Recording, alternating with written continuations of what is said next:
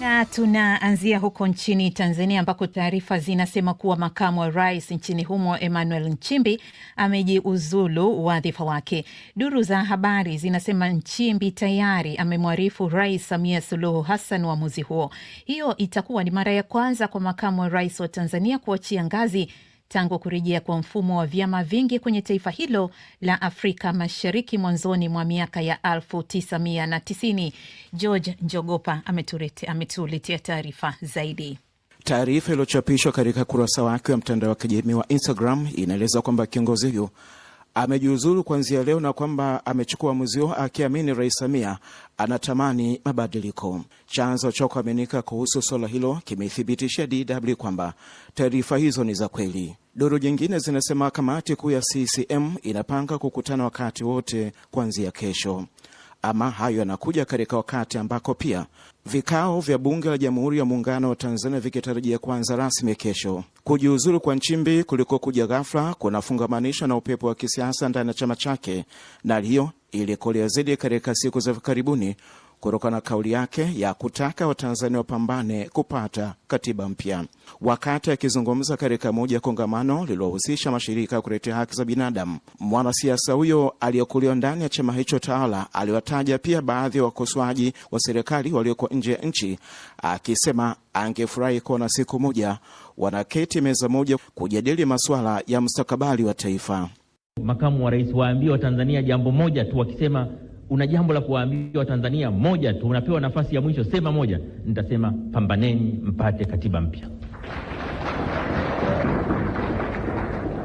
Pambaneni mpate katiba ambayo ina makubaliano ya wadau wote. Katiba yenye mwafaka katika taifa. Katiba itakayotupeleka mbele miaka 50 inayokuja. Mara ya mwisho mwanasiasa huyo kuonekana hadharani ilikuwa ni mwishoni mwa wiki wakati aliposhiriki hafla ya uzinduzi wa mradi wa bwawa la kufua umeme wa maji wa Mwalimu Nyerere Rufiji mkoani Pwani. Hotuba yake dakika moja, licha kupewa dakika 10 jukwani, iliibua maswali mengi huku ikisababisha minong'ono ya hapa na pale. Nimepewa dakika 10 za kutoa salamu za makamu wa rais na nitajitahidi kuzitumia vizuri. Mheshimiwa Rais, katika kutumia vizuri muda niliopewa, kwa heshima kubwa na kukaribisha kufanya kazi hii. Kwa majuma kadhaa mwanasiasa huyo amekuwa akiandamwa na baadhi ya wale wanaotaja uhafidhina ndani ya chama chake cha CCM walikuwa wakijitokeza hadharani kukosoa matamshi yake kuhusu haja ya Tanzania kupambana kupata katiba mpya. Kabla ya kushika wadhifa huo, Nchimbi amewahi kushika nyadhifa za juu ndani ya chama hicho tawala na serikalini. Cheo chake cha mwisho ndani ya CCM ni katibu mkuu wa chama, na kabla hapo amewahi kuwa balozi katika nchi kadhaa ikiwemo Misri. Katika siku za karibuni alionekana akiwatembelea viongozi kadhaa wastaafu ikiwemo rais wa awamu ya 4 Jakaya Kikwete. Kutoka Dar es Salaam ni George Njogopa wa DW. Asante George. Basi wakati huu, baada ya kusikia ripoti hiyo kutoka kwa mwenzetu huko Dar es Salaam kuhusiana na taarifa hizo kwamba Dr. Emmanuel Nchimbi amejiuzulu wadhifa wake, wakati huu tunajiunga na mwenzetu Doto Bulendo akiwa huko jijini Mwanza kujua kwa kina kile ambacho kinaendelea wakati huu. Doto, unanipata? Ninakupata vizuri. Tumesikia ripoti kutoka kwa George, lakini labda kuna kingine chochote ambacho hatujakisikia na sisi hapa Bonn hatukifahamu, labda na msikilizaji wetu unaweza kutujuza? Mpaka sasa mamlaka nchini Tanzania hazijasema chochote kuhusiana na barua hii ambayo imesambaa mitandaoni kuanzia saa 5 asubuhi ya leo. Ijapokuwa mjadala ambao kwa sasa unatawala katika mitandao ya kijamii ni kama rais ataridhia makamu wake aachie ngazi, nani anaenda kuchukua nafasi hiyo? Ndio mjadala mkubwa ambao umetawala kisasa, na wengi wamekuwa hawaamini kama barua hiyo ni ukweli. La, ndio mjadala mkubwa ambao unaendelea katika mitandao ya kijamii na hata barabarani nchini Tanzania. Doto, labda unaweza ukatueleza tangazo hili ama barua hii imeleta mtikisiko wa aina gani? Watu wametikisika kiasi gani baada ya kusikia taarifa hizi? Barua imeleta mtikisiko mkubwa kwa sababu wengi hawajatarajia, na itakuwa ni mara ya kwanza ikiridhiwa, baadaye ikathibitishwa na rais akaridhia. Itakuwa ni mara ya kwanza makamu wa rais anaachia ngazi. Achilia mbali huko nyuma mawaziri wakuu wawili waliwahi kuachia ngazi, Edward Lowassa mwaka 2007 na pia John Malitela wakati wa serikali ya Mwinyi aliwahi kuachia ngazi, lakini makamu wa rais haijawahi kutokea. Na ukichukulia maanani siku mbili tu zilizopita, makamu wa rais alionekana akiwa na Rais Samia Suluhu Hassan wakati wa uzinduzi wa bwawa la kufua umeme na Mwalimu Nyerere. Kwa ni kitu ambacho wengi wa kukitarajia, pamoja na kwamba mitandao ya kijamii nchini Tanzania ilikuwa inaarifu kwamba mambo si shwari ndani ya serikali katika viongozi wa juu kabisa. Tukisalia hapo hapo, pengine watu watarajie labda makamu mpya lini, kwa kifupi, kabla sija kuuliza jambo jingine, Doto?